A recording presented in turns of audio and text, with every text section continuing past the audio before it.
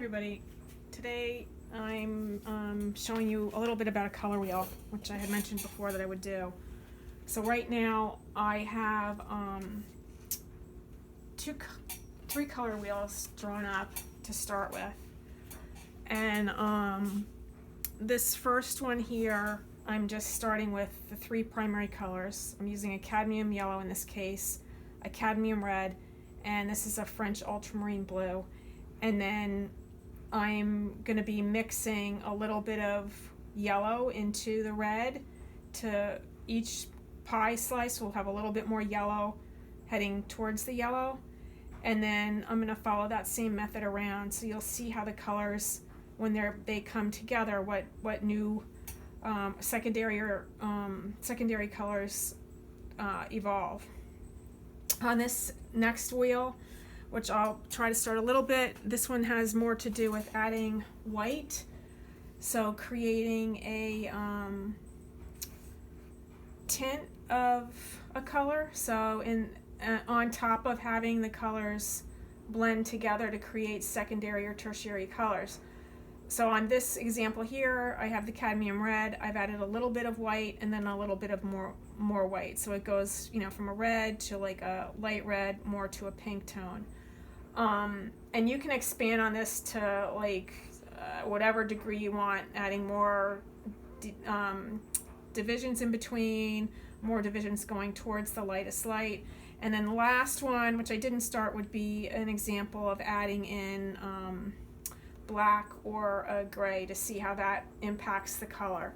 And these are really good exercises to do. I've done a lot of color wheels just to explore the personality of the paint, because oftentimes when it comes out of the tube, you don't get the full character of the color, especially the darker ones. So what I've done right now, I'm just showing you. I put some white out, the cadmium yellow, the cadmium red, and the French ultramarine blue. And I'm just going to continue a little bit here with this to give you an idea. And I think this is a really excellent exercise to go through because, like I said, it helped me a lot just with understanding what happens to the colors, and also how I can use them, how I can create and work with the colors in my paintings. So right now I'm gonna add a little more, and I'm mixing on my palette first. I think I also did this with acrylics, just to so that it was a little bit easier because it's water-based. But ultimately I ended up needing to work with the physical paint that I was going to be using, the actual tube colors, because I wanted to see how that's what I had, and I wanted to see, in reality how those would be impacted.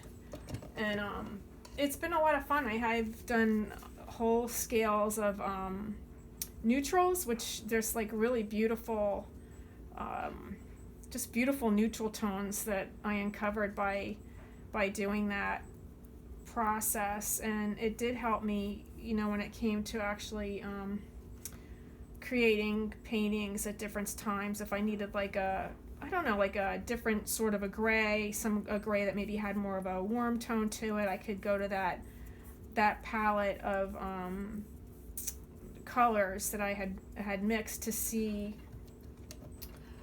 what might be an option.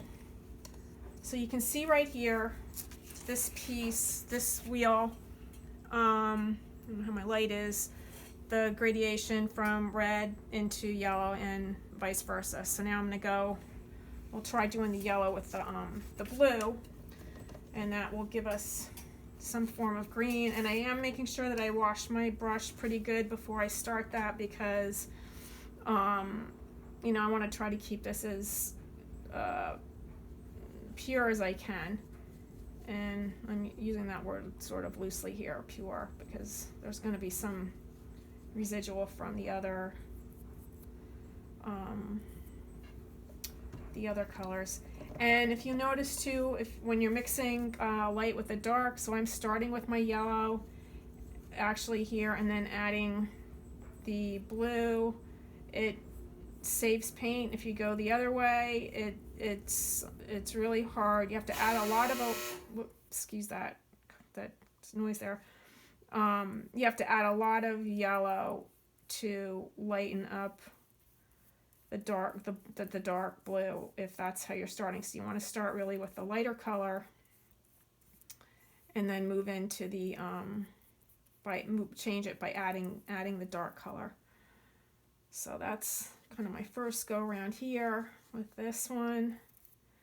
And different, again, I like the tube colors that I'm using. You know, you can choose something else. You just want to get something that's got, you want a red, you want a yellow, and you want a blue, because those are the primary colors. Those are the colors you can't mix. So we've got some green coming now, and we'll just add a little bit more blue to this to go even, see what happens. So that goes a little bit darker.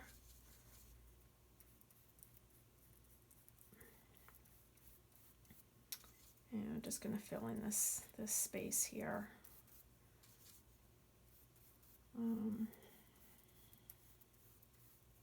So knowing how to mix color is really important, and just gives you a whole other range of choice in your painting. I'm going to stop on this for now. I'm going to switch into this one with the using the white. I didn't get my blue in, so we're going to go in here with the blue. The other thing I could mention is each color has a complementary color. So usually they're the color opposite them on the wheel.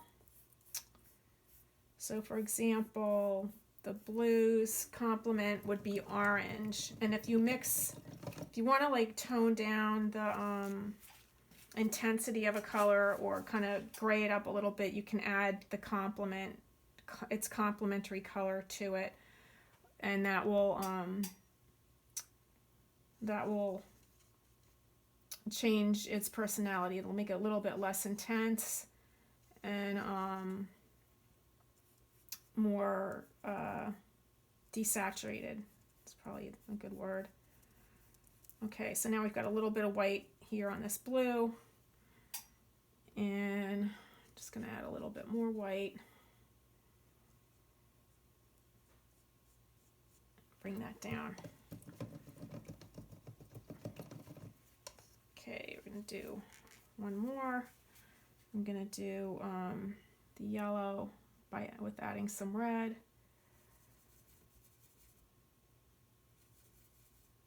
And then I'll start with that mix right here, going in this way. And then put that at the top. So we're heading towards the red on this wheel now. But then we're working with seeing what happens with the white. So I'm going to add a little bit of white to it, and that will be going down this way towards the center. So everything towards the center on this one is getting lighter by adding white.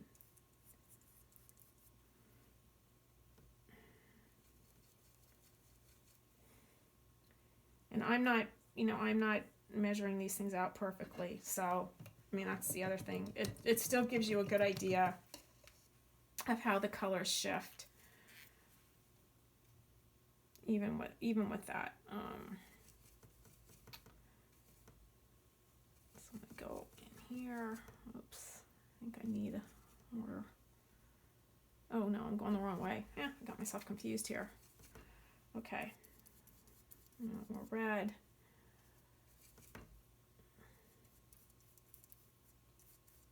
And just get that in quick. Going a little long here, add a little bit of white to this mixture to change it up a bit, just to see how it shifts.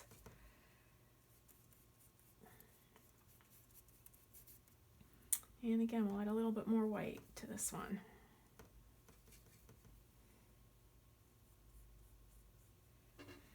So I'm hoping you can get a little bit of the idea of what's happening here on the color wheels. They can be a lot of fun, and just trying to get this so you can see.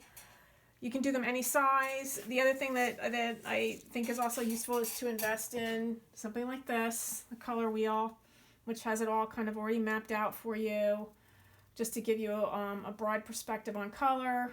And then it does it this way. It explains a little bit more about the complementary colors and you know, adding tints, the tone, and shade. And those are the three words: tint, tone, and shade.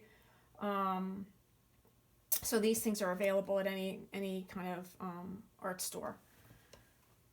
And I think I will stop there. If you have any questions, you can always email me at renderedimpressionsart.com. Of course, you can Google and get a lot of information in that way. And when I post this video, I will include a little worksheet with more